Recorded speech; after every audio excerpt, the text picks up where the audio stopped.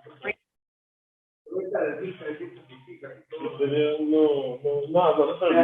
¿cómo? Sí, se pierde. Sí, yo, mis abuelos maternos, y tío, un primo de mi madre, más que ya ven a hacer un pueblo de Michoacán, que pensaría.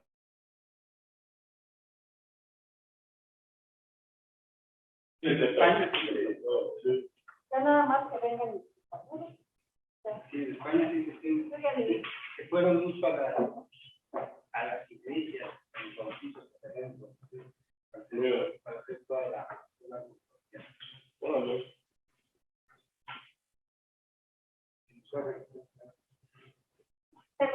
¿Quieres una agüita? Ya tienes.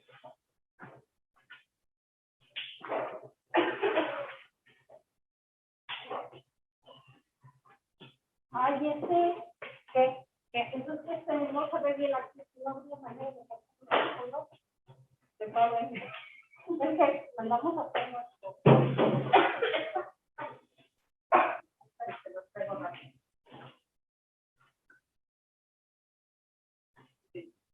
Bueno, nos están viendo de hoy. Ah, qué bien. Ahora a ver cuando nos pero ya sí. Esta es mi esposa y es. Ah, bueno, porque hace ratito hablé con una bibliotecaria de Nueva York. Ah, pues mira. Mira, Gaby y Rosario. Hola. Hola. Hola, mucho gusto. Ojalá algún día vengas para acá, te vamos a recibir con los brazos muy abiertos. La verdad esperemos que eso es la segunda, es el segundo evento, ¿no? Entonces, para el tercer evento que va a ser, que ahorita vemos cómo le vamos a poner el señor González. Por cierto, fue buena duda. Ya no quiero descargar mi corazón. A ver, sería bueno que ya hicieras play y que la pagaras a ellos.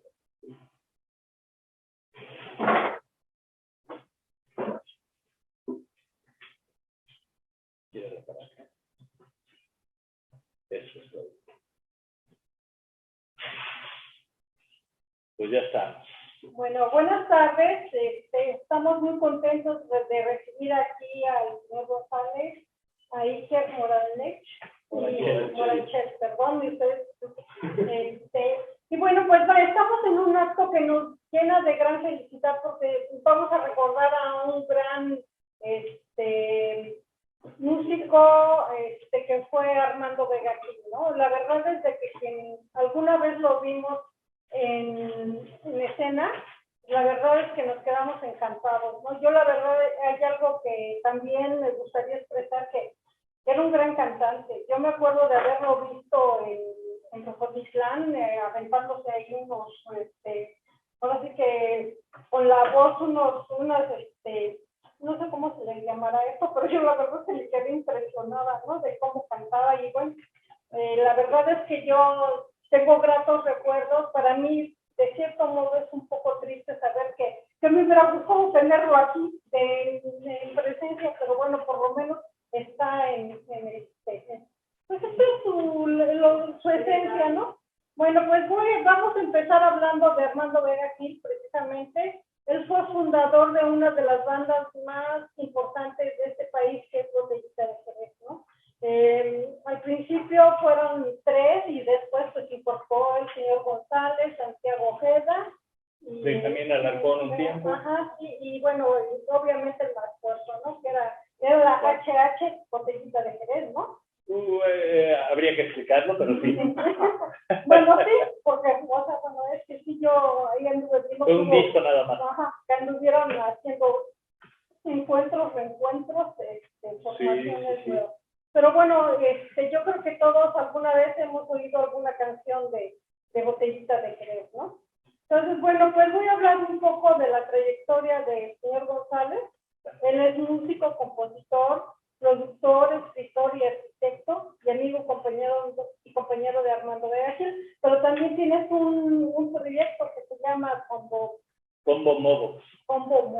Y que, por cierto, se lo recomiendo mucho, muy padre. Bueno, gracias. Iker Morales, güey. Moranchel, güey. Sí, discúlpame, la siguiente vez te voy a pedir, de favor, que me lo digas tú. ¿Sí? Él fue productor de un gran proyecto que tenía Armando Vega Gil, que era el Lele Loco. Y yo creo que, bueno, también es músico, ¿sí? Sí. Bueno, ayudaste en lo que es esta etapa infantil de Armando Vega Gil. Y bueno, yo quisiera de alguna manera, pues que nos platiquen, ¿no? Les voy a pedir un favor, tráiganme a Armando Vega Gil aquí. Eso, sí, exacto, con los recuerdos. Va a participar, que de una forma un poco extraña también, Alfonso Franco, que hoy en la mañana amaneció enfermo y por cuestión de que él está reponiéndose, pues, y de también nos generar un poco de infección aquí, decidimos que mejor mandara un audio, que pondremos más adelante, donde él también habla de Armando, ¿no? Desgraciadamente pues no pudo estar hoy con nosotros aquí, pero creo que fue lo mejor para todos ahorita, por el momento.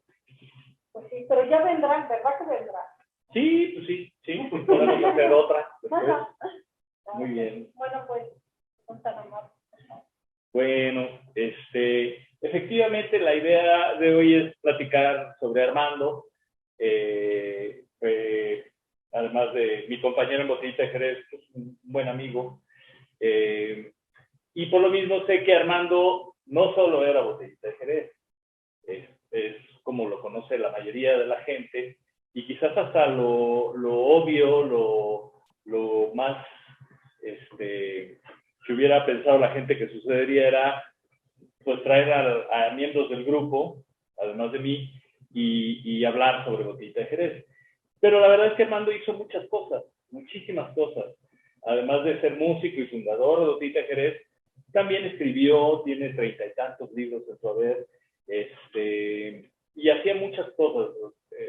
Hacía fotografía, tuvo una etapa también en la cual se enfocó en los niños, ¿no? Que es por lo que está también Iker con nosotros, que fue toda esta etapa del ukulele loco, del cual él ya hablará más a profundidad, pero también escribió, hizo literatura infantil.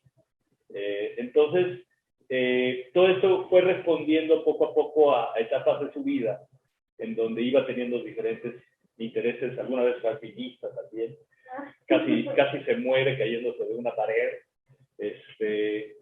y por lo pronto pues empiezo yo hablando más del ámbito conocido, que es el de Botellita de Jerez, para pasar después a ver otros aspectos.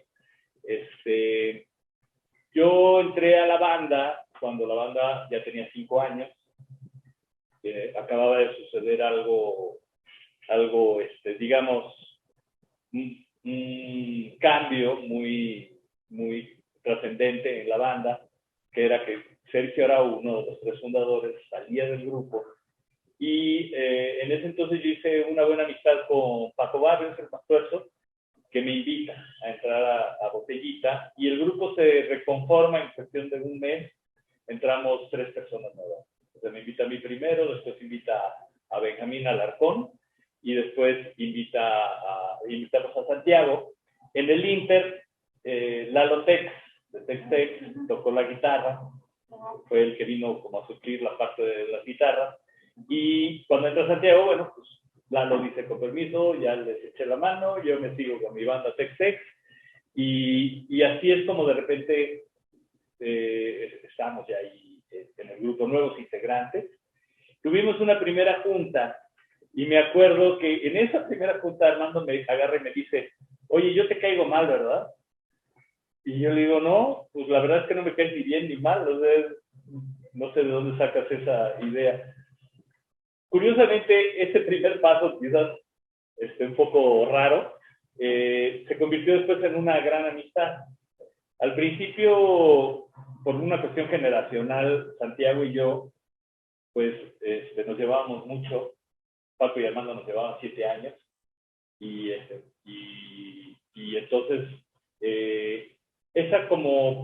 esos primeros 9 años realmente yo me llevaba mucho con Santiago, pero después viene una primera separación en el 97, con la que hicimos un disco que se llamó El Último Guacarro, después de haber hecho Niña de mis ojos y Busca Amor, Y bueno, hicimos también el súper especial desenchufado que hicimos en la planta de luz.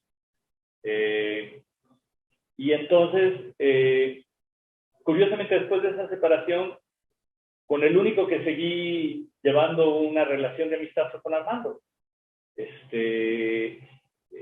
Ya no siendo Botello, hicimos programas de radio, en fin, de muy diversas maneras seguimos interactuando y llevando una amistad adelante. Cuando en el 2012 nos vuelven a convocar a Santiago y a mí, pues realmente ya con quien yo me llevaba muy bien era con Armando. No estoy diciendo que no me llevara bien con mis otros compañeros, pero con Armando había un nexo muy especial. Pasaba algo que cuando viajábamos, hacíamos giras, Armando ronca en las noches, bueno, roncaba en las noches, y nadie aguantaba sus ronquidos. Entonces, yo que realmente cuando se trata de dormir duermo, generalmente era el compañero de cuarto.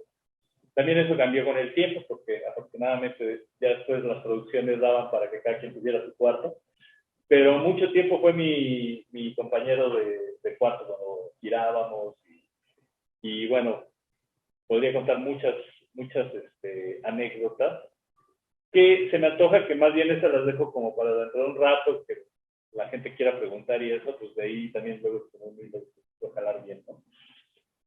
Armando pues tenía una presencia muy importante en el escenario, de alguna forma fungía como el frontman, porque aunque los 4 o 5 que llegamos a hacer en algún momento interveníamos siempre, el que estaba al frente y el que daba la cara era Armando, ¿no? Era el que llevaba pues el show. Y es curioso que digas que cantaba muy bien. Era muy expresivo. Yo lo vi. Ajá, ok. Seguramente echando un grito acá metalero de... Los metaleros. Eso, le salió muy bien. Y lo que puedo decir de estar en el escenario como botellita, pues siempre fue algo muy gozoso. Abajo podíamos de repente tener como ciertas tensiones. Éramos como una familia realmente, ¿no? A veces a los botellos, no a veces, estoy seguro, los veía más que a muchos de mis familiares cercanos. Y eso, pues como en una familia, entre hermanos, pues también a veces hay pleitos y cosas de estas, ¿no? Pero subías al escenario y todo eso desaparecía y se volvía algo muy gozoso. Sin embargo, también he de decir, y sin afán así de moverle al morbo ni cosas de eso, en los últimos toquines Armando ya se le veía con una actitud distinta, ¿no? En una circunstancia como la de Armando, ¿no? Que decide quitarse la vida, muchas veces te das cuenta de cosas cuando ya pasa la desgracia, ¿no? Y entonces empieza uno a ver atrás y te das cuenta que empiezan a dar como señales y a decir cosas. La opinión general quizás es de que a partir de una denuncia de Me Too fue que Armando tomó la decisión. La verdad es que Armando sufría de depresión y fueron muchas cosas juntas cuyo disparador fue eso. Su forma de ver el mundo, que la llegaba a ver a veces de una forma muy negra, muy pesimista, él la compensaba con sarcasmo y con humor. Entonces era una persona que para la gran mayoría era un tipo muy gracioso, un tipo que hacía reír continuamente, pero pues esas risas venían de una visión muy oscura, ¿no? del mundo. Entonces, eso pasó con Armando. Para todos fue muy sorpresivo el suceso, fue muy doloroso para sus amigos, obviamente para los fans, la gente que estuvo también siempre cerca del grupo, y creo que ha sido también todos estos años posteriores un proceso en el cual todos hemos ido asimilando de una forma o de otra esa pérdida. Y la idea de hoy estar aquí básicamente es ver que Armando hizo muchas cosas, entre ellas cosas maravillosas, bonitas, bellas, pues. Queremos hacer patente eso y que haya un recuerdo de Armando en esos términos, ¿no? No tanto en el términos del morbo, y porque pasa, ¿no? No tanto en términos de ver una parte así como más oscura y fea de un punto de su vida, ¿no? En su vida hizo otras cosas maravillosas. Entonces, bueno, es lo que yo podría decir así como para entrar. Si quieres, le damos la palabra a Iker Moranchel, que además he de decir, antes de que él se explaya, que él también fue ingeniero de sonido de nosotros, Botellita de Jerez. O sea, además de ser músico, también es ingeniero y nos hizo en los últimos años a Botellita de Jerez, éramos ingenieros de sonido. Pero me tocó ser el sufriente de Santiago en la boda. Cierto, alguna vez que Santiago no pudo tocar, entraba al paro Iker. Y curiosamente, ya que me involucraste desde el lado de ingeniero de Botellita, la diferencia de ver a Armando trepándose al escenario con Botellita a verlo con el ukulele loco, eran dos papeles completamente distintos. La seguridad de la banda, la seguridad del rock, la seguridad, me imagino, por 36 años trepado en los escenarios, pues con la banda, ¿no? Con el soporte, sabes que no estás solito, le daba una seguridad muy especial. Sin embargo, con el ukulele pues sí, de repente era hasta cómico porque los 30 minutos antes del show se empezaba a poner muy nervioso y después le empezaba a dar un cosa en la garganta. Obviamente, a la hora que sus rivales andaban y agarraban el ukulele, se le olvidaba todo y desaparecía cualquier malestar que tuviera, ¿no? La adrenalina hacía de la suya. Pero era muy curioso porque eso como Botellita nunca le pasó, y en cambio la presión de repente de, no sé, de tener un concierto como la Falla de San Marcos, donde tiene mucho público enfrente y él está solito en un escenario enorme con su ukulele, entonces pues me imagino que le da una sensación muy, muy diferente.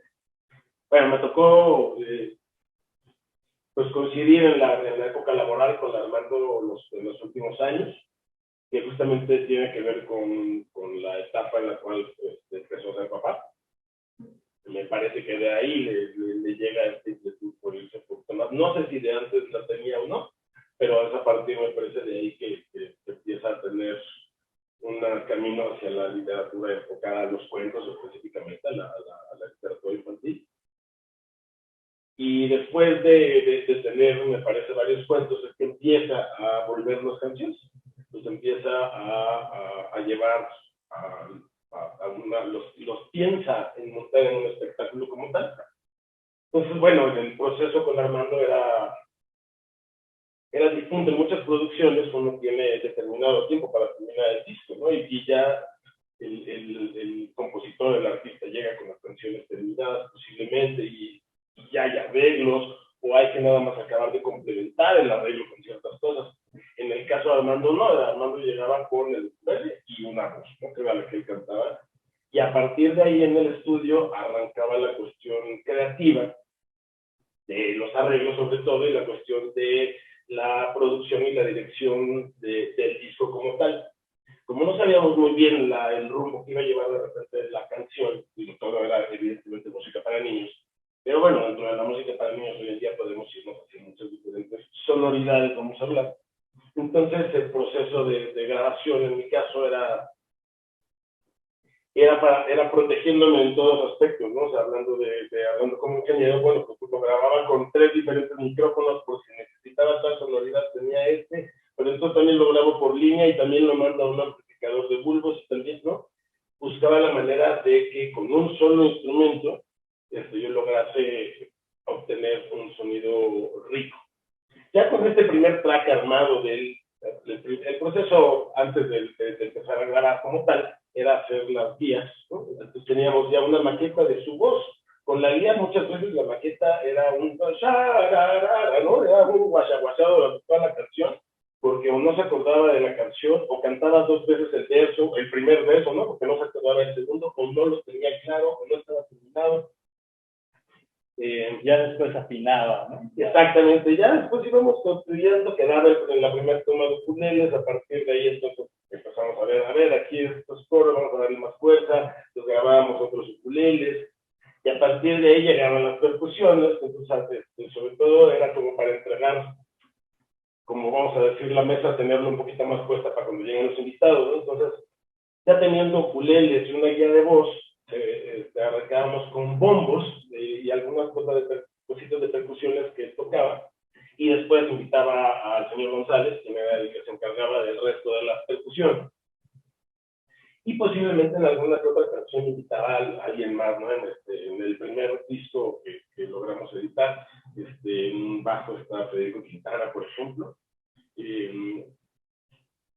Para un segundo disco estábamos trabajando con Lalo, Eduardo Reina, violinista y violista. Sergio Arau participó en ese segundo. Sergio Arau, bueno, es que en realidad es como la segunda etapa que tengo que platicar. Adelante, perdón. El segundo disco se quedó en un proceso mucho más, vaya, Armando murió cuando estábamos empezando a grabar voces. Entonces logré rescatar la primera toma de voz de una de las canciones. La idea era una primera toma de voz, como un acercamiento para ver para dónde nos íbamos a empezar a ir. Es una canción que tiene varios personajes. Entonces, bueno, dentro de la dirección de voz, la idea es que, bueno, con la voz, modula la voz de esta manera para que sea un personaje, modula la voz de esta otra para que sea otro personaje. Me regreso un poquito, desde el principio llegó con un aparatito de voces, ¿no? En el cual, hablando en vivo, yo lo controlaba en los conciertos, y entonces de repente la voz de Armando se transformaba en la voz de un marcianito, ¿no? Que yo controlaba desde la consola. O inclusive muchas veces le ayudaba con los coros desde consola, ¿no? Yo ponía el micrófono y desde consola le ayudaba a cantar, ¿no? Luego zapateaba también, ¿no? Zapateaba también, llevábamos siempre la producción, había una tarimita que volaba con nosotros. Y después la tarimita, por cuestiones de practicidad, se empezó a quedar. Y se ponía sus zapatos. Claro, los zapatos de Juan Zapateado iban. De hecho, muchas veces los zapatos de Armando se los ponía el público, porque también pasaban algunos de sus papás que se animaban a zapatear. Y de las cosas padres del espectáculo, antes de regresar a las últimas dos canciones que logramos editar de Armando, es que en vivo siempre hubo un artista plástico. En vivo siempre había alguien que iba a la par de la canción, dibujando lo más rápido que podía. Cada artista plástico con su propio estilo. Había quien ocupaba lápices, colores, plumones. Había quien hizo, ese fue por ejemplo Pablo Zeta. Él era más de lápices, colores, pero también estuvo Pío López, que hacía a mano, por ejemplo. También acuarelas, ¿no? Exactamente. Él lo hizo, exacto, como acuarelas, tinta china, pero todo lo hace con nuestro proyector. Entonces, dentro de la producción había cierto nivel de complejidad porque necesitábamos entonces pantallas con un camarógrafo y para que estuvieran pasando ciertas imágenes de Armando, pero también imágenes del chico que está haciendo los dibujos. Y así fuimos en las diferentes etapas del ukulele trabajando con diferentes artistas plásticos, siempre todos coordinados por Paul Hernández, que fue parte esencial de Ukulele Loco. Armando muere, dejando este segundo disco en la mitad. Retomo esta primera toma de voz, la logro afinar, así que la logro sacar como puedo, porque no hay más de dónde cortar. En realidad eran dos tomas de las que yo tenía para jugar. Como les platicaba, la idea era a partir de ahí empezar a ver las voces, ¿no? Empezar a ver, ok, este es un personaje, este es otro personaje. Ya no llegamos a ese punto, pero sí, por el cariño decidí editar ese tema así como verlo de foco. Ya en realidad el último en grabar en ese tema fue el señor González, quien fue el último de la percusión. Sí. Y hace año y medio, posiblemente, logré con la participación de Sergio Arau terminar un segundo tema que fue Monstruo Vegano.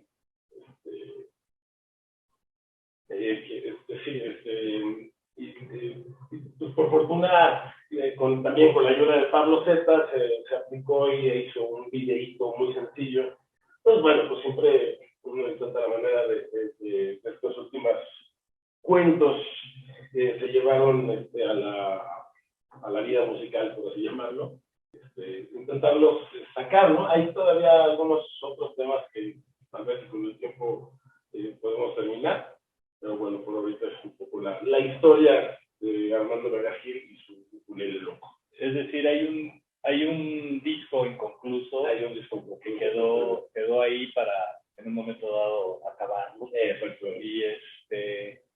Y bueno, habla de un Armando además que tenía una visión integral, ¿no? De ese trabajo que hacía para los niños, en cuanto a que nace esa inquietud de hacer primero cuentos infantiles, pero esos cuentos infantiles los empezó a musicalizar, luego las canciones las empezó a escribir en libros, y empezó a ver como una cuestión más compleja que involucraba dibujantes, que involucraba a Iker poniendo efectos, haciendo coros, resolviendo las cuestiones de grabación, produciendo.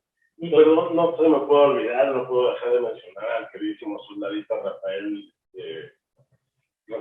Cruz, quien se encargaba, pues por muchos años él fue el staff de Botellita, y en el ukulele loco también participaba como staff, pero aparte llevaba el maletín con los diferentes personajes, y en varias de las canciones él se disfrazaba, pues tomaba el papel del personaje y salía ahí. Pues un poquito hacer dinámicas con los chiquillos, ¿no? Había performance. Exactamente, había artista plástico, Armando Trepado cantando y por otro lado el soldadito bailando con los chiquillos, ¿no? Y haciendo dinámicas con el público. Pues bueno, esa es una de tantas caras de Armando. Es decir también que cuando sucede su fallecimiento, a mí me sorprendió mucho descubrir muchas personas que estaban cerca de él, porque pertenecía como a muchos ámbitos distintos, ¿no? Estaban sus alumnos que daba clases de novela, sus compañeros de fotografía, etcétera, etcétera. Había como muchos círculos en los cuales él tenía pues contactos, nexos, y de repente apareció mucha gente que lo conocía, lo apreciaba. Por eso también, y perdón que haga el énfasis, Armando, sí, fue Botellita de Jerez, pero fue muchas cosas más, ¿no? Tengo un audio de Alfonso Franco que les comentaba que se enfermó y por eso no vino hoy, pero él de alguna forma participará, entonces vamos a ver si suena. A ver, permítanme. A ver si suena a la primera.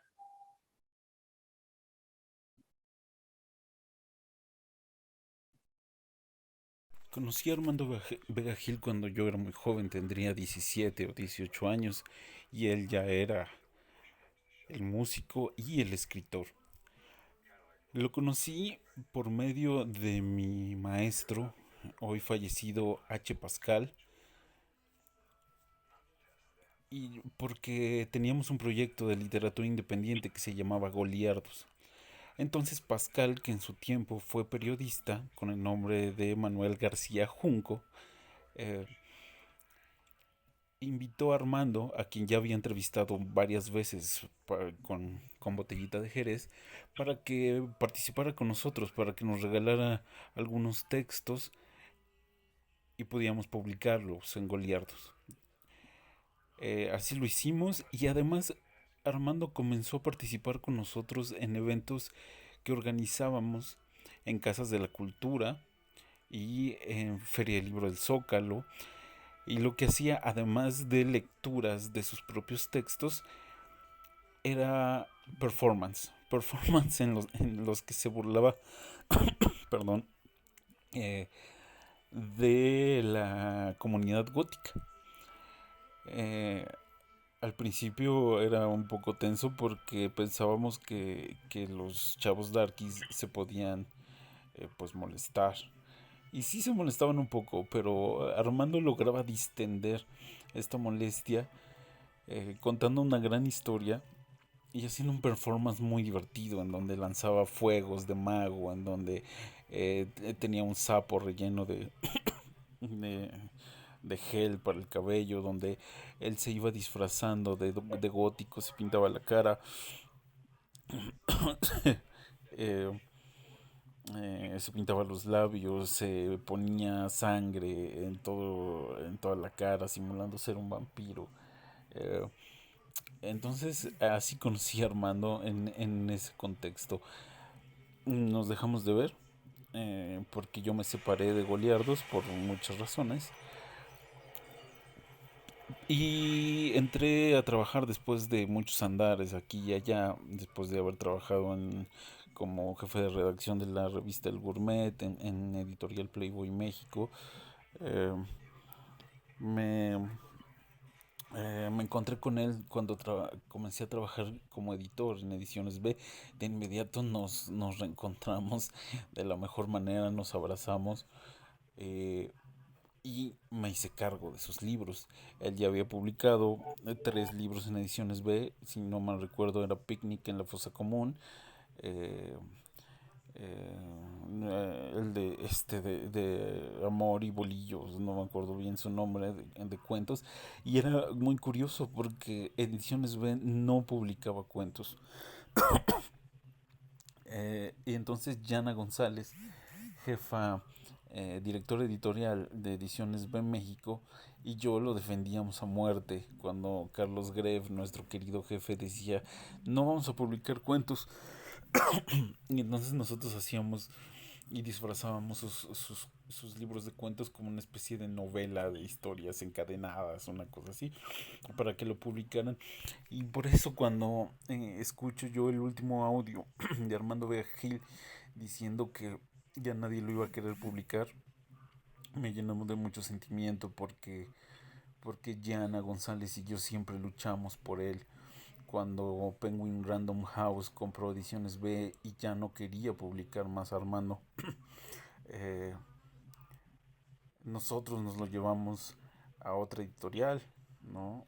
Donde publicó Virgen de Medianoche, uno de sus últimos libros. Entonces así era Armando Vega Gil. Con Armando siempre tuve risas, nos sentábamos tardes enteras, no, en el Starbucks de Filadelfia Insurgentes a corregir sus libros. Era un tipo que me debatía cada una de las correcciones y, y que eh,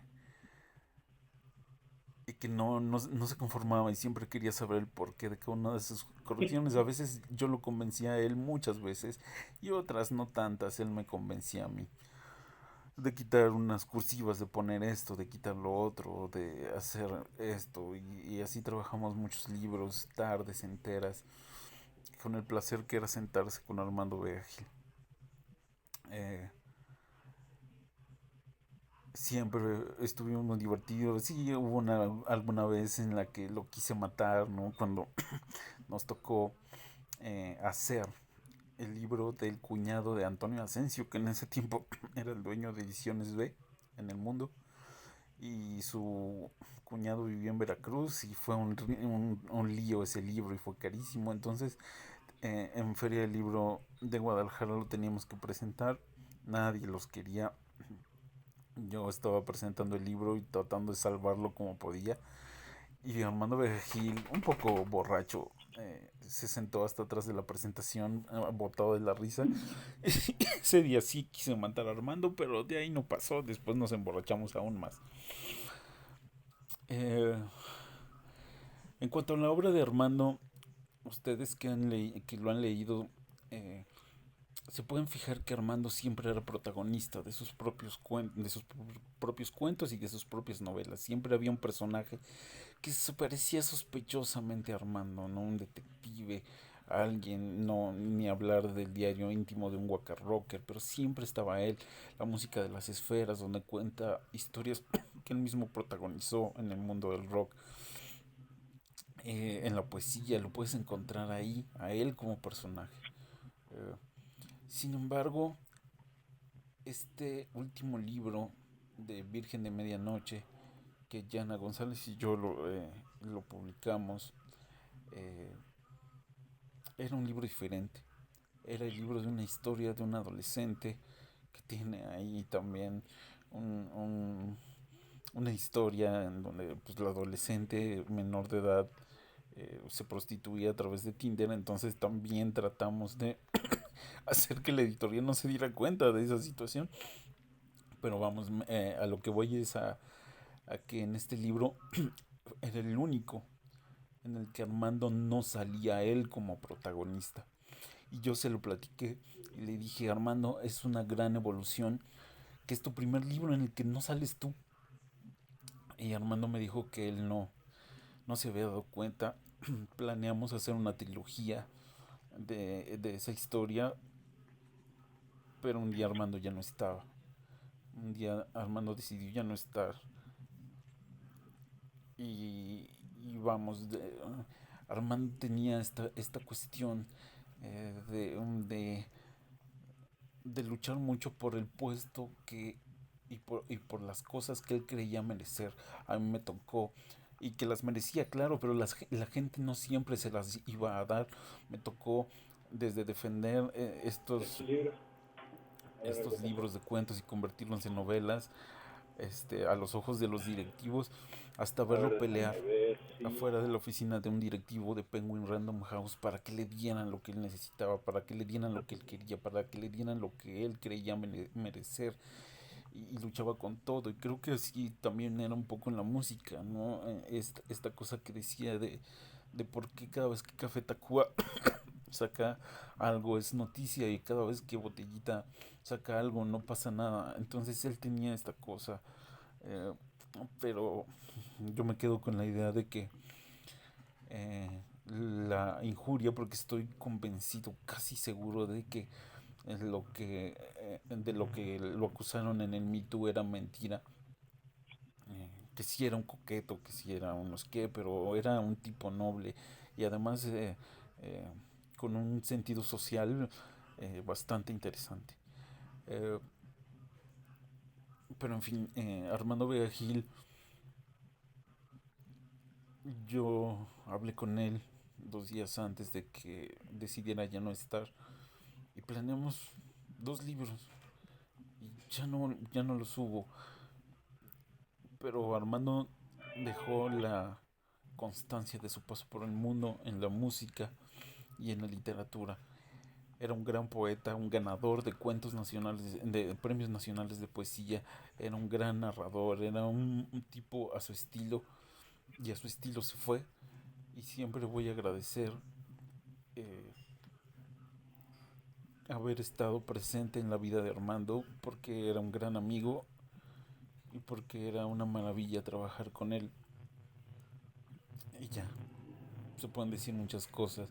Todos corremos siempre el riesgo de hablar bien de los muertos. Seguramente Armando hizo muchísimas cosas y le caía mal a mucha gente. Pero lo que me tocó de Armando siempre fue bueno. Y esa es la parte de historia que yo puedo contar. Gracias. Bueno, ese fue Alfonso Franco, que fue el que hizo el trabajo editorial de muchos de sus libros, ¿no?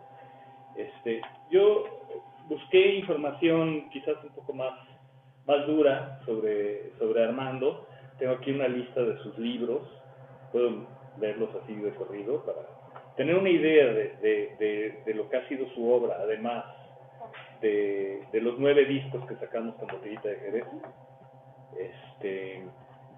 En novela escribió Virgen de Medianoche, la que hablaba ahorita Alfonso, El Ritual del Lagarto, Fecha de Caducidad, Diosa de las Letras, novela hiperbreve, Picnic en la Fosa Común, Diario íntimo de un Waka Rocker, Rock Boy y la Rebelión de las Chicas, Azar y Agustín, pequeña novela de terror en verso.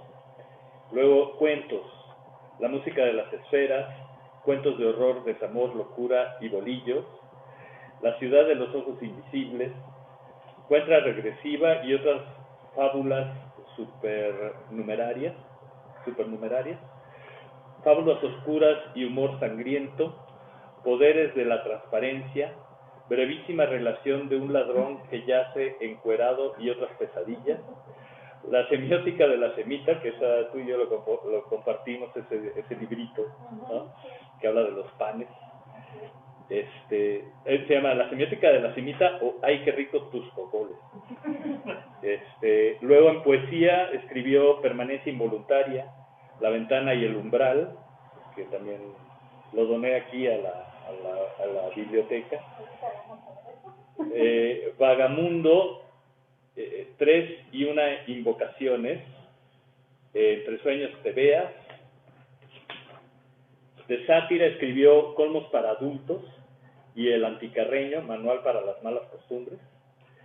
Libros para niños, escribió La danza de la lluvia, El enigma del hoyo en el pantalón, El fantasma del fútbol, Pastel de lodo, Un marciano y un cempiés, que eso está muy ligado al ukulele loco. De hecho, de las 4 que has dicho, 3 son temas del primer libro.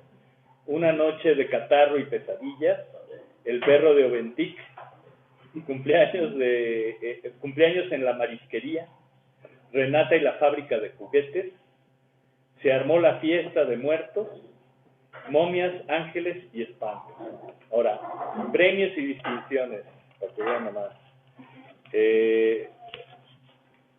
En 2013 fue miembro del jurado para el Premio del Cuento de San Luis Potosí de Limba. En 2013, miembro del jurado para el Premio Barco de Vapor de SM Conaculta.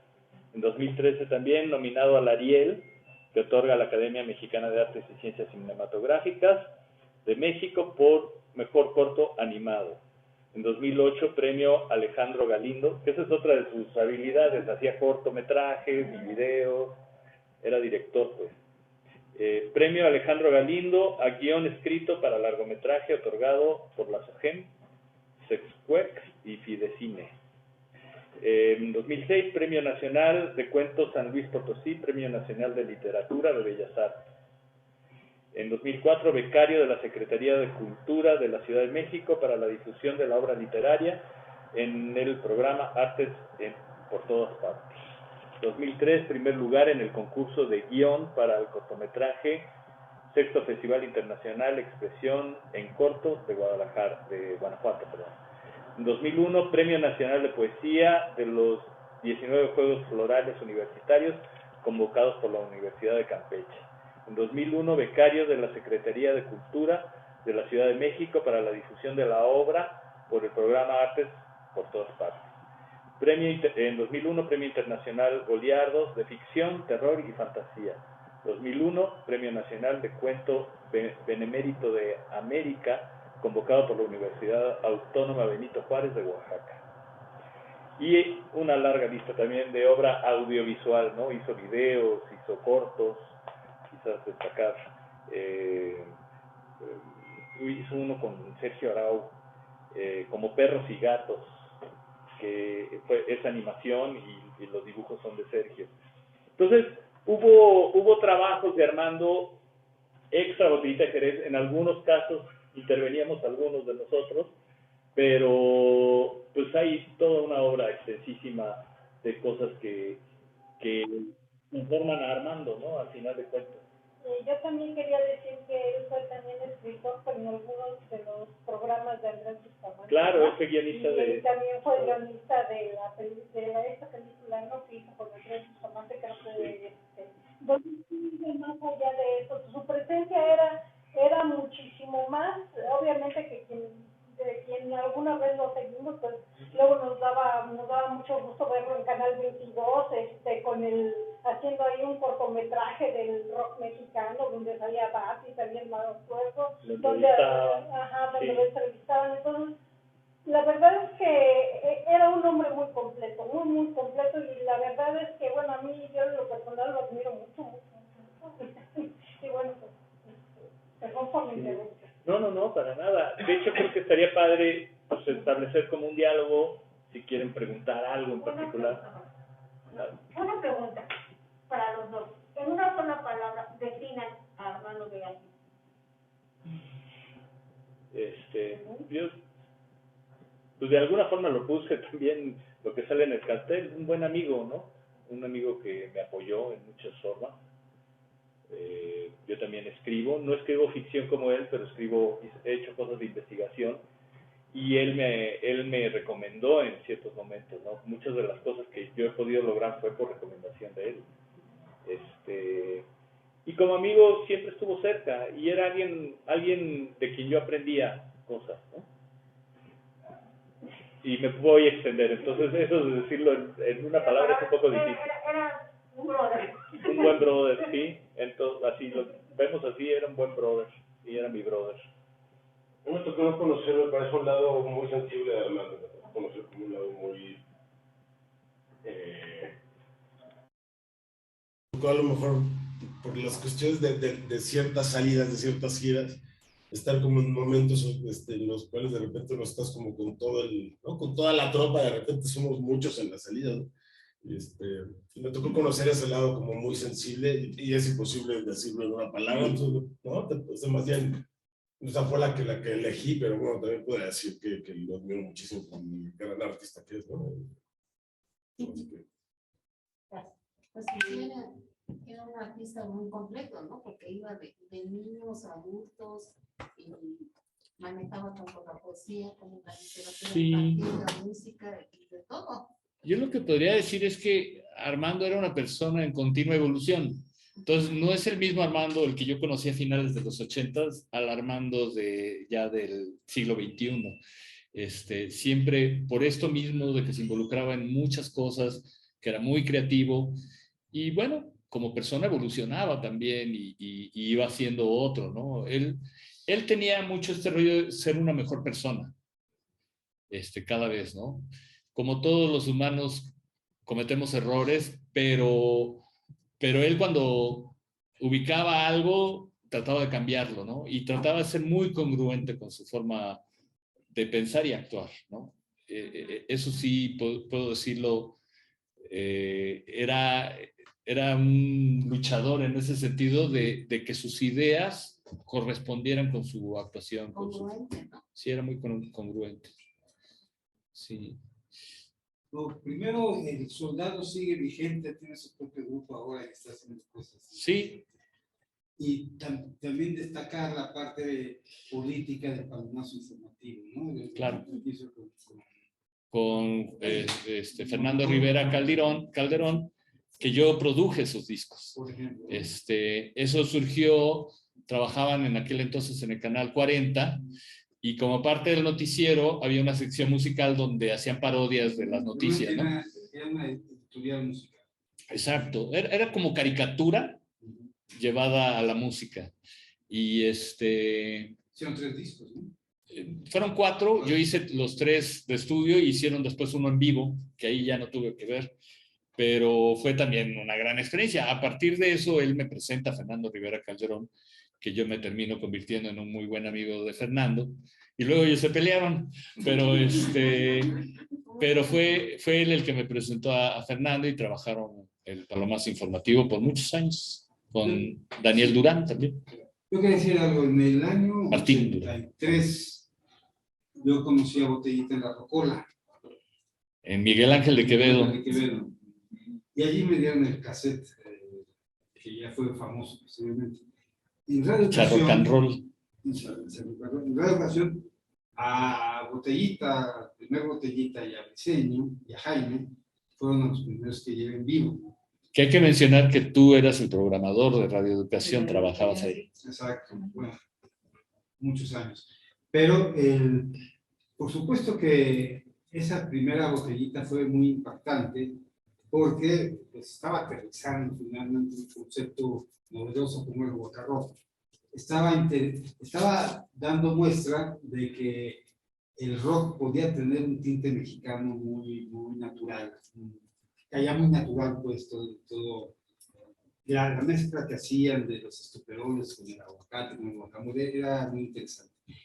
Posteriormente se transforma Botellita y el cambio sustancial viene, según mi punto de vista, en toda la parte musical, ¿no? Mejora mucho Botellita Jerez con la incorporación de Rafa, de Benny y de Santiago, y la salida de Sergio. Entonces, como que el cambio es natural así, ¿no? Y por el año del 93 aproximadamente, un buen amigo que ya también murió, Felipe Ehrenberg, convoca a un grupo de sociedad de letras, ¿no? Una sociedad literaria, y agrupa una serie de personajes que tenían que ver con la escritura. Felipe era artista plástico, ¿no? Y para hacer una revista de negra, ¿no? Que fue el Biombo Negro. Biombo Negro, sí. Y en Biombo Negro, donde la esposa de Felipe, la Belis, Lourdes Hernández, con la que hizo un programa de cocina que se llama La Cocinera. Cocinaba delicioso. Y era sensacional, porque era una sensualidad en la narrativa de la cocina. Y me dijo, oye, la llevé una programación en vivo, y ahí salió la idea de hacer un programa que se llamó, como ella misma se autonombraba, La Cocinera Atrevida. Entonces, llegó a cocinar ahí, ¿no? Pero la parte de la literatura negra estaba ahí, y Armando formaba parte. Entonces, fue también, estamos hablando de Armando como, estamos en una biblioteca, y por eso también la intención que fuera sobre la parte de libros, ¿no? La parte literaria. Y estamos hablando de que hace cosas para niños, tanto libros como canciones, como cintas, y hace también novela negra, hace poema, poesía, hace novela negra también. Entonces, yo coincido con ellos en la amplitud de su trabajo, la trascendencia que debe tener, por eso es muy importante recordarlo. Y lo decía muy bien Iker, ¿no? No, perdón, lo decía Franco. Como ya no querían publicarlo, ¿no? O sea, hay que recuperar todo esto porque es tan amplio y vamos, es un artista polifacético muy importante para nosotros generacionalmente, es vital. Para nosotros generacionalmente, Armando es vital. Yo digo que el trabajo desde la radio era muy importante documentar nuestra generación, porque si no lo hacemos nosotros, la estamos viviendo, y vamos a dejar pocas muestras de las cuales puedan agarrarse después. Y esto es muy importante, por eso el que se haya hecho este homenaje me parece que tiene un gran valor, y yo los insto a que leamos la obra y a que la difundamos, a que la divulguemos, ¿no? ¿Alguien quiere comentar algo más? Yo siento que él nunca fue valorado como tal porque quizá tenían el estigma de que aquí su música ahora era para ciertos grupos y se quedó quizá con esa etiqueta, pero Armando Vega Gil no era nada más botellita de Jerez, era un hombre sumamente versátil, sumamente sensible, comprensivo, amoroso, coherente. Para mí es una de las pocas personas únicas que conocí y que realmente a mí sí me dolió enterarme de la situación de la que falleció, porque no es justo lo que hicieron. Ya calla sus rosas, pero nada vistieron la puntilla, y eso no se vale. Habría que poner un cierto acento. Él tenía un problema de depresión. Sí. Y eso fue un disparador. Y él incluso en su último texto se encarga de deslindar a la gente de Me Too, diciendo que es una lucha justa. Ahí hay muchas cosas que quedan en el aire en cuanto a que pues, nunca supimos realmente quién estaba detrás de esa cuenta y de las denuncias, más allá de que sí es justa la lucha feminista y de que pues, los hombres tenemos que encontrar también nuevas formas de masculinidad para combatir ese machismo que impera en nuestra sociedad. Pero bueno, más allá de eso, el problema de Armando fue la acumulación de muchos factores, en donde desde sus libros, desde cosas que nos decía como bromas, pero él ya tenía esa idea de que iba a acabar así. Entonces, es complejo porque sin los que estábamos cerca de él no lo pudimos ver. Para la gran mayoría de la gente, siendo él tan popular, es bien difícil también entender qué fue lo que hubo detrás de todo, de su decisión. Sí, y vuelvo al punto de que como era otras cosas y estableció tantos nexos de cariño con la gente, era una persona muy carismática.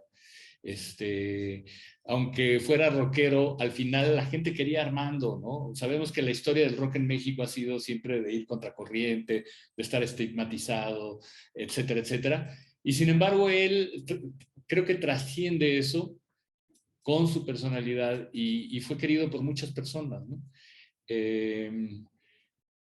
Entonces, pues eso, hay una persona que a mí me hubiera gustado invitar hoy y ahora no está en México, quizás en una futura plática, que es Beatriz Rivas, con quien escribió incluso libros. Hay un libro a 6 manos, que por aquí lo traje, que escribieron 3 personas, Beatriz, Armando, y la tercera que ahorita lo leo. Pero con Beatriz viajó por el mundo, era su super cuata, pues, su super amiga. Y eso es como otro aspecto que para los Botellos era, mira, ya se va con su amiga, ¿no? O sea, era como que se iba a otra dimensión, a otro mundo. Así era Armando, era de muchas dimensiones y de muchas circunstancias, ¿no? Con ella gozó de las buenas comidas, del vino, de los viajes, ¿no? Una de sus tantas chambas era escribir para Interjet, por ejemplo, o revistas que tenían que ver con viajes. En fin, podríamos estar hablando y hablando y hablando de tantas cosas que hizo y no acabaríamos, ¿no? Y algo se quedaría fuera seguramente. Bueno, yo sí quiero decir que le decían el cucú, ¿no? Bueno, en esa primera etapa, cuando eran el trío los primeros 5 años, cada quien se puso un mote, pues. Entonces Armando era el cucurrucucú, porque pues era muy chillón, la verdad. Entonces se tiraba así al suelo para que lo recogieran y todo.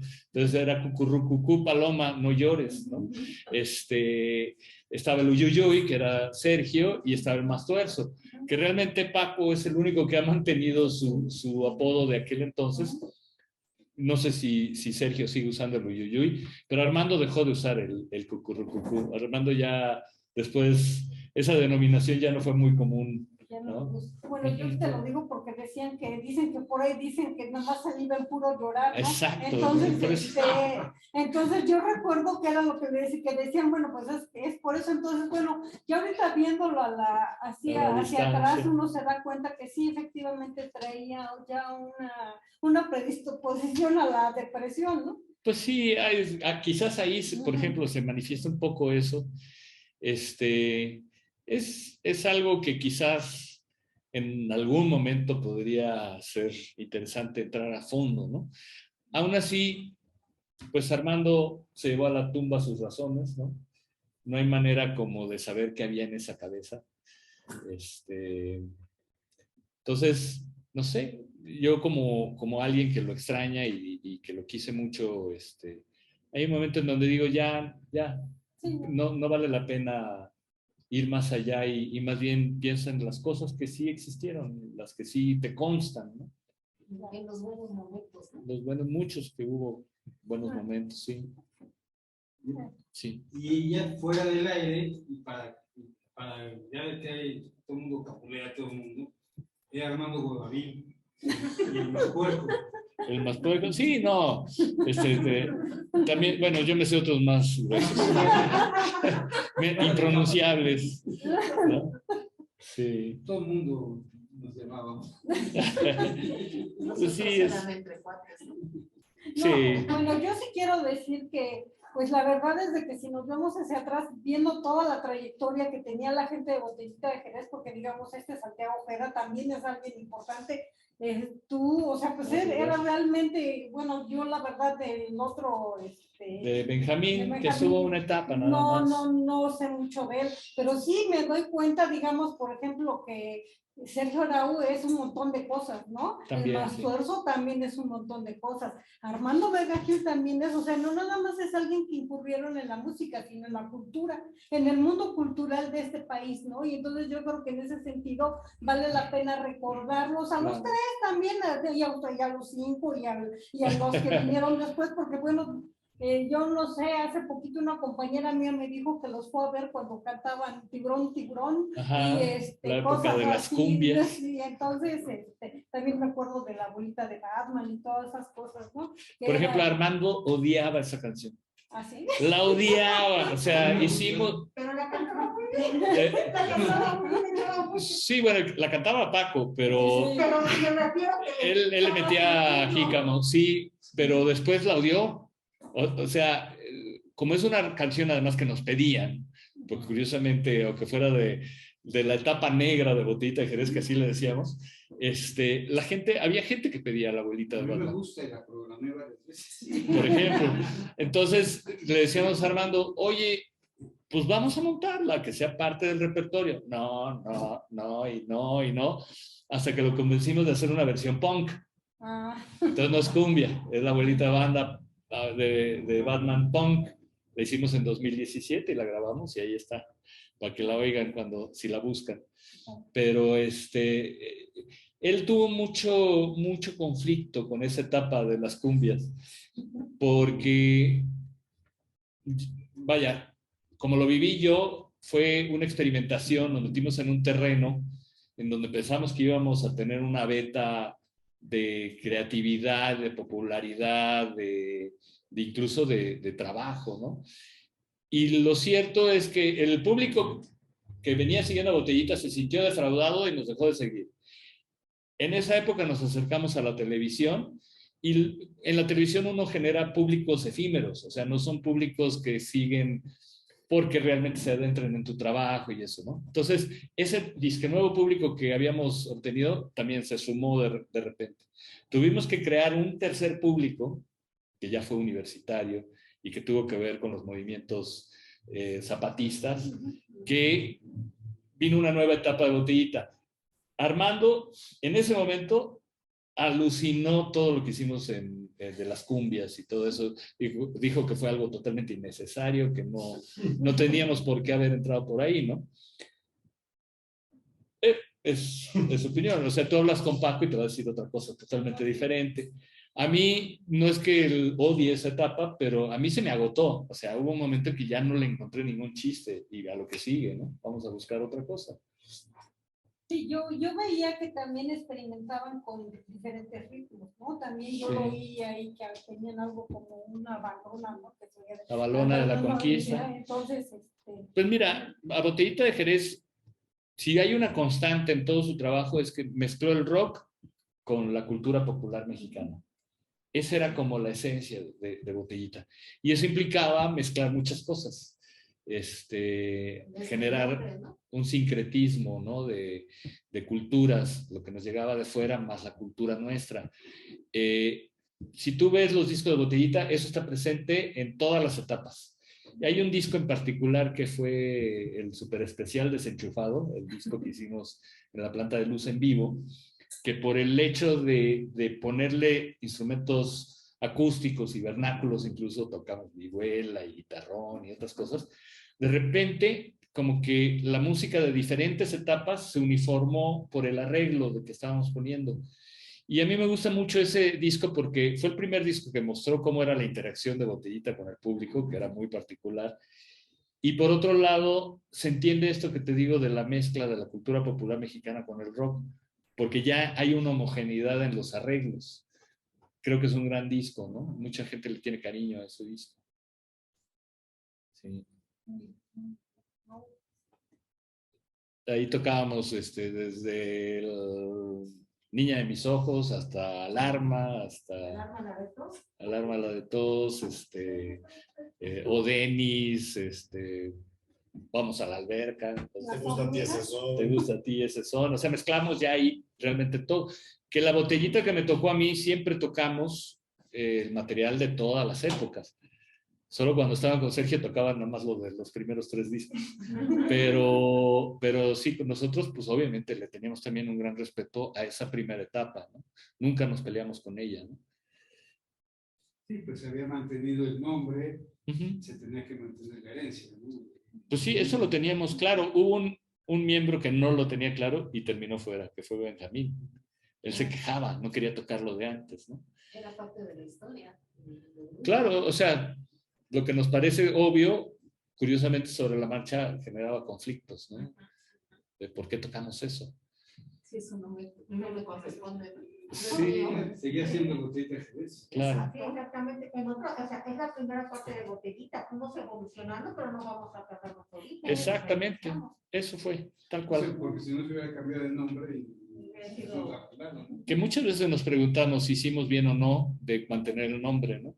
La cosa es que ya estábamos encarrilados y ya no había marcha atrás. Entonces, Yo creo que también hay otra cosa que hay que digamos que apuntar en este caso fue su etapa como empresario, ¿no? Cuando hicieron Rocotitlán y lo que hicieron para el rock mexicano, ¿no? Que yo creo que eso es una cosa muy, muy importante porque prácticamente le dieron visión a los grandes grupos de rock que hay ahorita todavía en este momento. Estamos hablando de los Caifanes, estamos hablando de mucha gente de los que tuvimos oportunidad de ir a Rocotitlán, de verdad, en serio, que bueno, yo guardo muy buenos recuerdos de ¿cómo eso. no? Esa etapa de finales de los 80s fue un lugar muy importante, en el sentido de que promovían el que de entrada las bandas cantaran en español. O sea, hasta por contrato venía de que no podían cantar en inglés, solamente Batis, ¿no?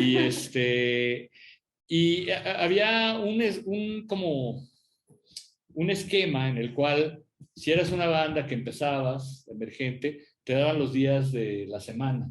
Pero si empezabas a crecer y venía gente a verte y eso, los iban moviendo hacia el fin de semana, en donde le abrías a alguien ya más importante y al rato tú eras el importante, ¿no?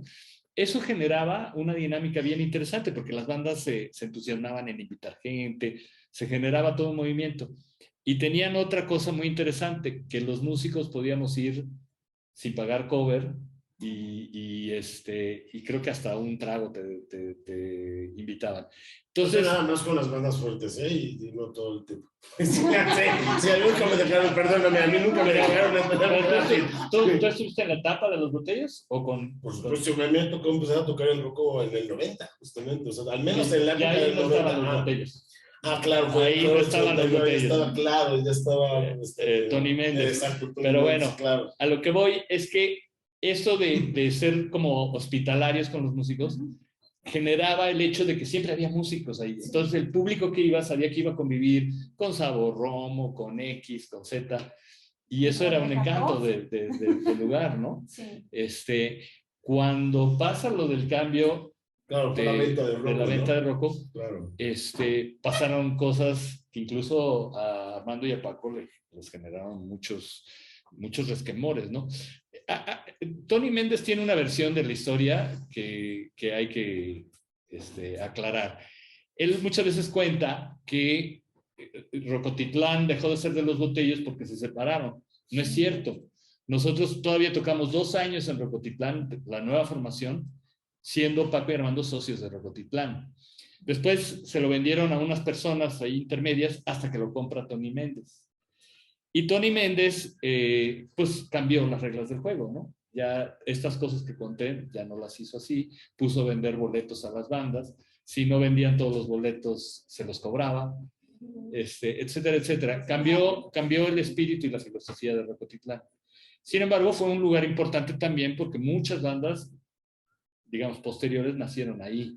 Sí, después se mudó al canal de Miramontes. Ajá. Cuando termina, le hice una entrevista, está muy sorpreso. ¿Por qué me entrevistas? Porque ha habido roce, porque no pueden cerrar Rocotitlán. No es porque sí, ¿no? Al margen de claro. Cualquier roce que hubiese habido. Y es raro porque la Rocola había sido Querigma, ¿no? Sí, bueno, la Rocola fue una inspiración para Rocotitlán. Y después cuando regresa Tony, dices, ¿qué pasó? Habría que aclarar, la Rocola es el lugar que estaba en Miguel Ángel de Quevedo, que era un garage. Pertenecía a Querigma. Eran los de Querigma, no solo Tony, era Querigma. Cuando cierra la Rocola, es justamente los Botellos con 2 socios más que deciden abrir Rocotitlán, ¿no? ¿Cómo? Por el Estadio Azul, exacto. Era Pensilvania, Insurgentes. Estaba un Vips por ahí junto, sí, porque digo, el Vips, bueno, un centro nocturno de mucha tradición en el rock en México. Ahí tocaba Batis y Peace and Love y otras bandas de la onda chicana tocaron en el Terraza Casino. Luego se quemó, después fue Rocotitlán y luego fue un lugar que se llamaba El Amapola, que también presentaba conciertos de rock, pero ya hasta ahí llegó el rock en ese lugar. Y ese Vips que dices, ahí íbamos todos a echarnos algo antes de la tocada, por supuesto, ahí estábamos. porque el Rocotitlán era muy caro comer. Pues es que Era más barato que el Gibson. era nuestra época de estudiantes. Estudiantes. Ahí nada más les ofrecían el trago y ya. Y en el Gibson eran unos ambientes Y para todos. Pero esa etapa de los botellos, y volviendo a Armando, cuando Armando era uno de los dueños de Rocotitlán, pues ahí nacieron Tex-Tex, Maldita, Los Caifanes, Mamaceta, muchas bandas que, como bien dices, trascendieron, algunas siguen todavía, y otros son de culto. Sí, Es lo que le llaman hoy de culto, ¿no? sí, ahí empezamos varios. A ti te tocó ya con Me tocó a Tony. mí el 90 justamente, y sí, entonces ya era la etapa de Tony. Sí, la etapa claro, bueno, como que difícil. me dejaron entrar una vez gratis. Otra cosa que hacían era que aún tocaras, digamos, los primeros días de la semana, siempre tenías una paga.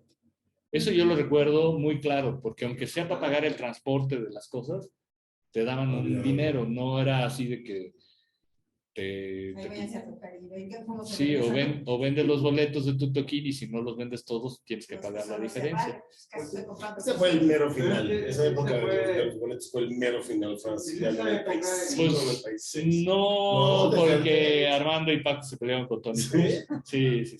Pero lo que sucede es que en los 80 pasó mucho eso. Los 80 es la explosión para el rock.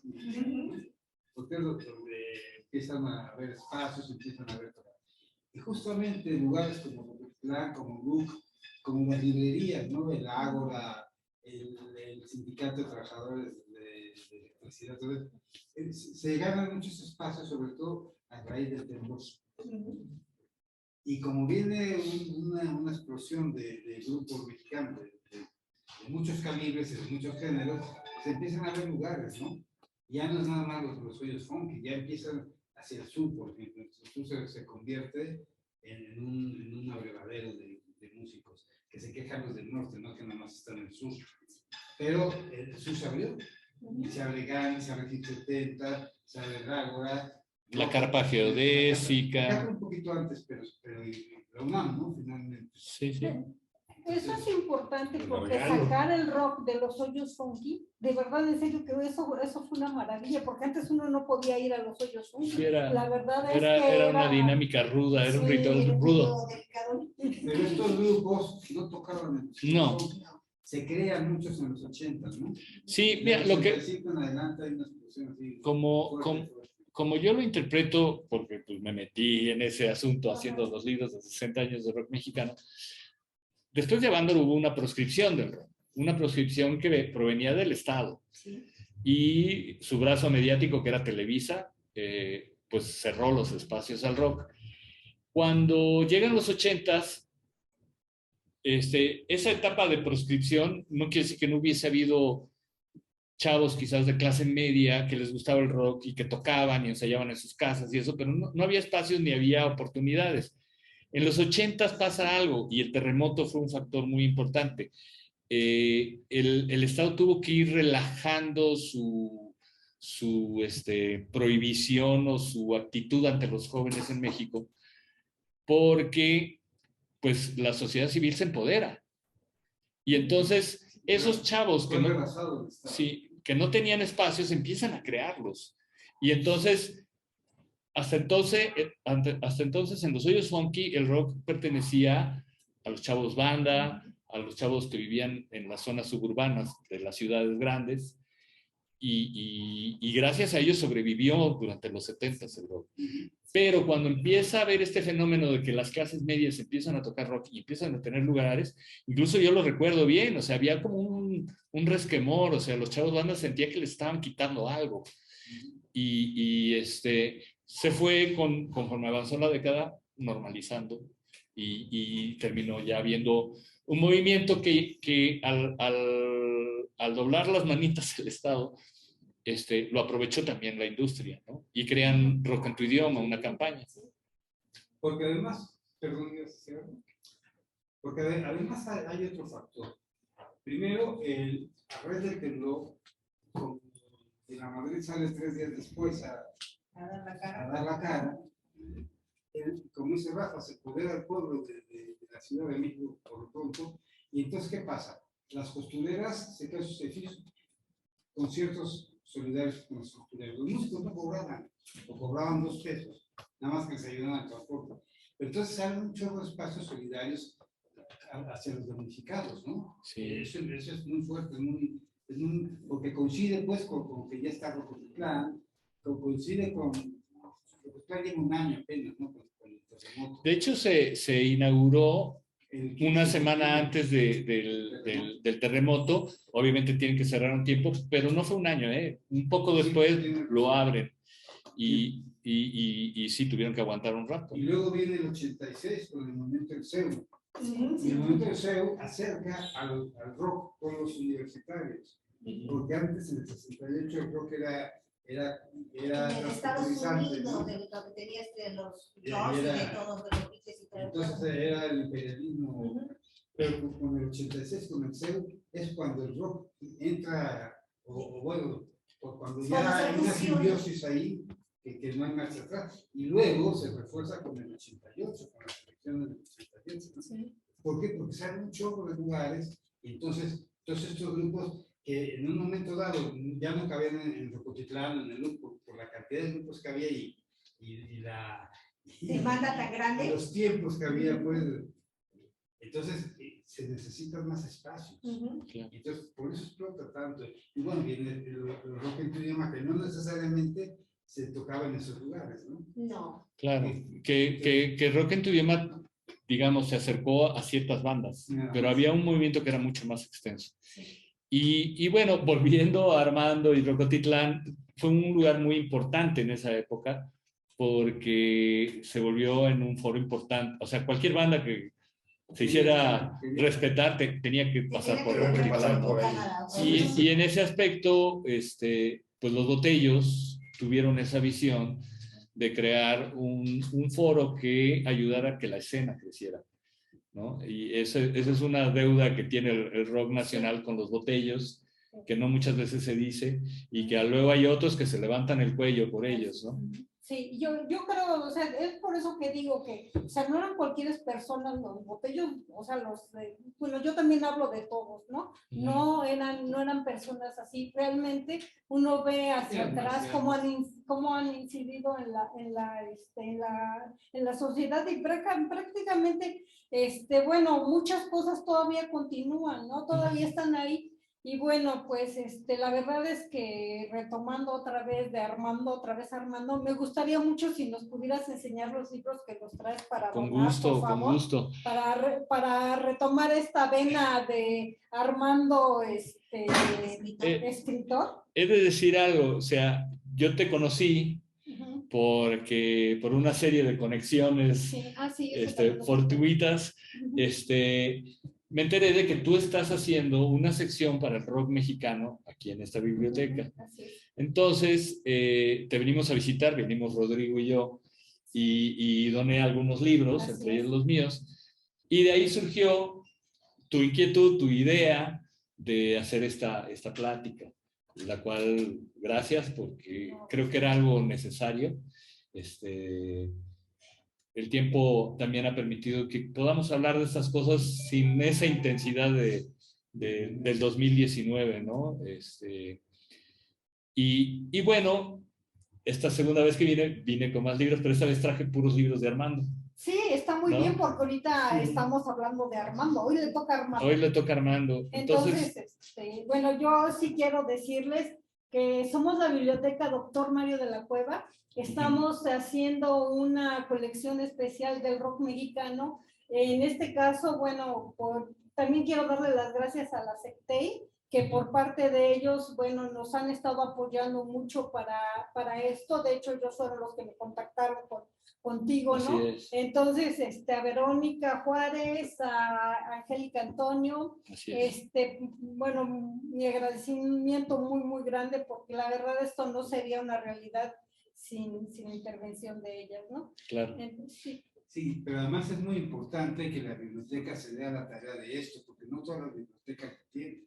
Tú porque eres una fan del rock mexicano, pero qué padre que las bibliotecas de todo el país haya acceso a estos libros, porque seguramente hay rockeros en todos lados que necesitan una referencia, una fuente de información, y esto es sensacional que una biblioteca pública se abra así tan generosamente como tú has hecho al rock mexicano, invitar a todos los que han escrito sobre el rock mexicano a que traigan sus libros para enriquecer este proyecto y que sea el punto de partida, pues, para las demás bibliotecas, ¿no? Además, quiero mencionar que Rodrigo y yo venimos en calidad también del Observatorio del Rock Mexicano. Es una agrupación conformada por un colectivo que nos autonombramos colectivamente y pues tenemos esta intención de generar pues la atención hacia lo que ha sido el rock mexicano.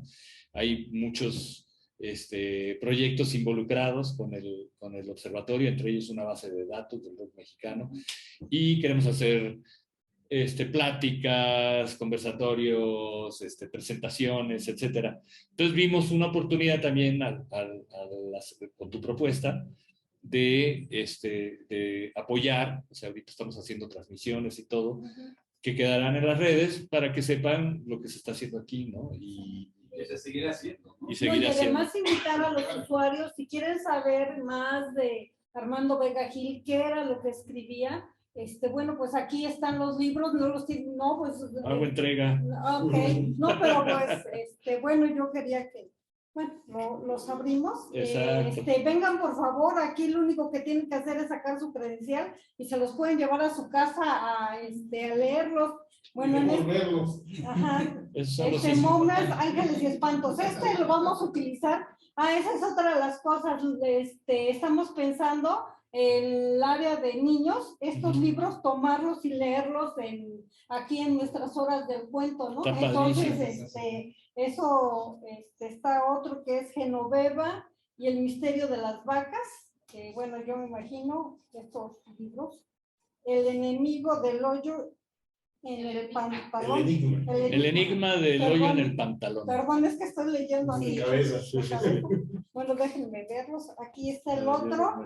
La noche de catarsis. De catarro y pesadillas. Órale, de catarro y pesadillas. No, hombre, no, nada más me equivoco también por el nombre de los libros. Virgen de Medianoche, que ya hemos estado... de fecha de caducidad es el que digo que escribieron a 6 manos, 3 personas, entre ellas Beatriz Riva, que era la súper amiga de Armando. Y es de Alfaragua, que entonces... Alfaguara, sí. Voy ando muy mal. Disléxica. Y yo no los había dicho, pero sí. Y bueno, disco, lo traje la primera vez. La primera vez y tiene un CD. Entonces... El tono de Cabral, ¿verdad? Este libro es bien interesante porque tiene dibujos de Sergio Arau. En el disco viene una canción que hizo el Mastuerzo, donde tocas tú también. Este libro es el culpable de que los hijos del maíz hayamos estado tocando por 10 años. Exacto. Es una canción que hizo Paco para este libro, ¿no? Y pues es un libro también que da como pistas de la personalidad de Armando. Un poco darks. Un poco darks, ¿no? Bueno, pues a mí me gustaría que los fueran a colocar. Primero los tienen que, por favor, me los tienen con gusto.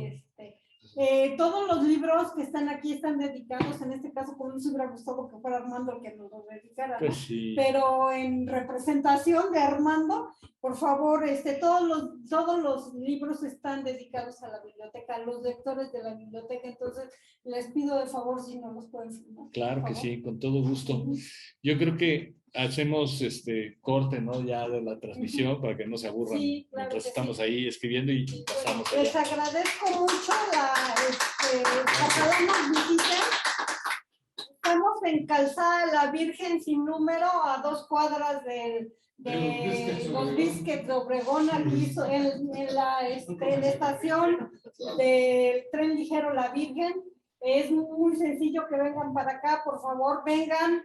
Disfruten, no nada más tenemos libros de rock, tenemos libros de muchas cosas, nos va a dar mucho gusto estar aquí. Y bueno, de una vez aprovecho también para decir que el 2 de diciembre, vamos a tener otra sesión ya con la obra del señor González. Pero les confirmamos. Bueno, confirmamos, pero bueno, Tentativamente. pero va a ser este año, ¿no? Sí, sí, bueno, está la idea de venir aquí a presentar los libros de 60 años de rock Ok. mexicano con todo gusto, claro que sí. Entonces, bueno, estén al pendiente de las redes, nosotros haremos llegar la invitación ya más formalmente. Muy bien, sí. Muchísimas gracias. Muchas gracias a los que estuvieron conectados en Facebook Live. Ya luego leo todos los comentarios y les contesto diferido. A Gaby, que nos ve desde Nueva York. También, Y está Chelico, está también José Hernández Ríguez. Bueno, saludo a también la base, al Observatorio del Rock Mexicano que están aquí. ok, y también a los presentes, ¿no? A los presentes, por que supuesto. nos hicieron el favor de estar aquí. De venir, ¿Eres gracias. Ana? ¿Eres Ana? Y también Ya. Ana del personal de la Sí, gente, que me dijo también, Verónica que vendrías. Sí. que vendría, sí. Muchísimas Muchas gracias. gracias. por venir. Y les da, por favor, nuestro agradecimiento. Y bueno, pues. Oye, y decir que el año que entra continuará. Ah, no, claro, por supuesto, No, que sí. no sí, fue sí. nada más por esa circunstancia de encuentro casual, Ajá. sino que queremos establecer pues con la biblioteca un programa de eventos para que venga la gente. Yo vivo aquí a la vuelta, yo vivo aquí en la ubicación, entonces que vengan los vecinos. Muy bien. Pues muchas gracias a todos. Gracias.